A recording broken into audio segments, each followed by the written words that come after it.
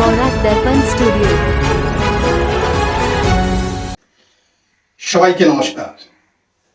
আজ আবারও শিলচর লিংক রোডের উন্নয়ন প্রসঙ্গে সামাজিক মাধ্যমে দর্শকদের দৃষ্টি আকর্ষণ করতে যাচ্ছি।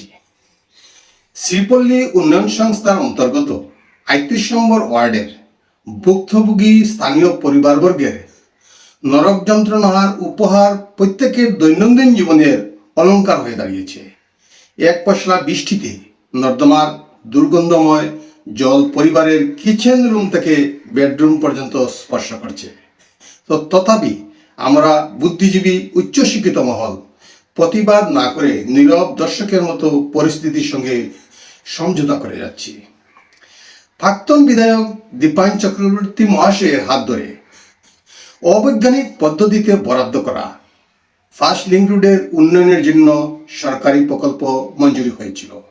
যথারীতি শিলান্যাস করে কাজের শুভ সূচনা হয়েছিল, কিন্তু বাস্তবিক অর্থে সরকারি ইঞ্জিনিয়াররা ভুলভাবে কাজের সার্ভে ও অভ্যন্তরীণ সমস্যাগুলির সঠিক তথ্য না জেনেই হালকাভাবে প্রজেক্ট রিপোর্ট তৈরি করেছিলেন। ফলস্বরূপ আজ এই প্রায়শ্চিত্তের মাসুল আমজনতাকে বহন করতে হচ্ছে। অত্যন্ত পরিতাপের বিষয়, লিংক রোডের রাস্তার কাজ একটা নির্দিষ্ট সময়সীমার মধ্যে সম্পন্ন হওয়ার প্রতিশ্রুতি ছিল, কিন্তু যথারীতি কাজ সম্পন্ন না হওয়ায় আজ সাধারণ পথচারী জনতা যানবাহন চলাচল গভীর আতঙ্কের মধ্য দিয়ে যাতায়াত করতে হচ্ছে।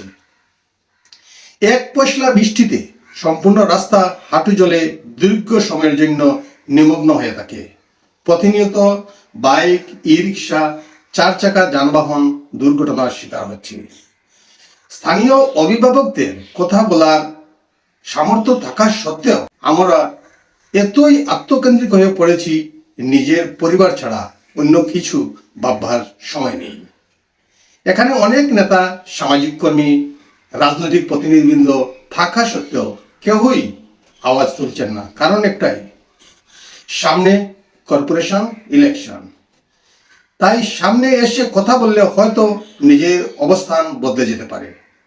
বিধানসভা নির্বাচনে প্রচারে এসে বিধায়ক রাজদীপ রায় মহাশয় প্রতিশ্রুতি দিয়েছিলেন অচিরেই কাজের গতি আসবে, কিন্তু বাস্তবে তো লিংক রোডের অবস্থা কিছুই দেখতে পাইনি। বৃষ্টির সাথে তাল মিলিয়ে যদি বা একবার পরিদর্শন করতেন লিংক রোডের পরিবারবর্গরা কেমন আছেন।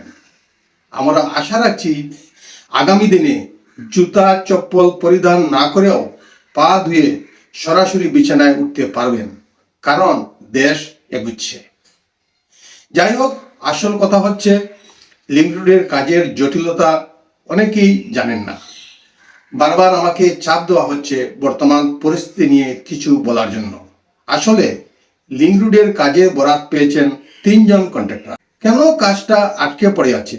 প্রথম কারণ আমার মনে হচ্ছে অপরিকল্পিত ইঞ্জিনিয়ারিং সার্ভে এবং প্রজেক্ট রিপোর্ট, সরকারি মঞ্জুরিকৃত আর্থিক ঘাটতি, কন্ট্রাক্টরদের মধ্যে সমন্বয়ের অভাব, ফুটপাত তৈরিতে বিভিন্নভাবে বাধার সম্মুখীন হওয়া এবং লিংক রোডের বাসিন্দাদের সক্রিয় সহযোগিতায় কোথাও ত্রুটি রয়েছে।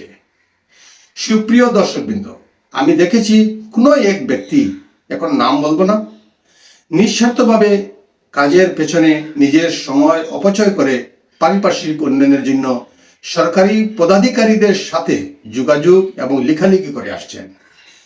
কাজের অগ্রগতির বিষয়ে সর্বদা ঊর্ধ্বতন কর্তৃপক্ষের সাথে যোগাযোগ রাখছেন। সেই কারণেই বাস্তবে এই প্রজেক্টে অন্তর্মহলে কি চলছে আমরা অনেকেই জানতে পারছি। এই মুহূর্তে কাজ বন্ধ থাকবে, আগামী শীতের মৌসুমে অর্থাৎ সেপ্টেম্বর মাস থেকে পুনরায় কাজে গতি আসতে পারে। এই মুহূর্তে কোনো নেতা বা মন্ত্রী এসে আমাদেরকে এই বৃহত্তর জলাশয়ের কূপ থেকে উদ্ধার করতে পারবেন না। স্বয়ং ভগবান আসলেও মুক্তি দিতে পারবেন না।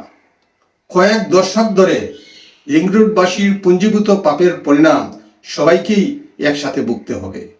আপনাদের জেনে রাখা ভালো, সরকারি কাজের ঘোষণা নেতা মন্ত্রীদের ইচ্ছায়, কিন্তু গ্রাউন্ড জিরোতে কাজ হয় তাদের দয়ায়।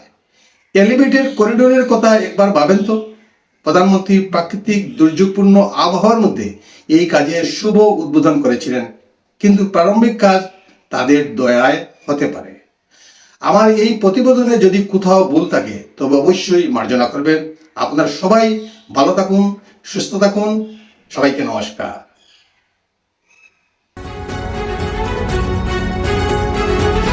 News Borak Darpan Studio.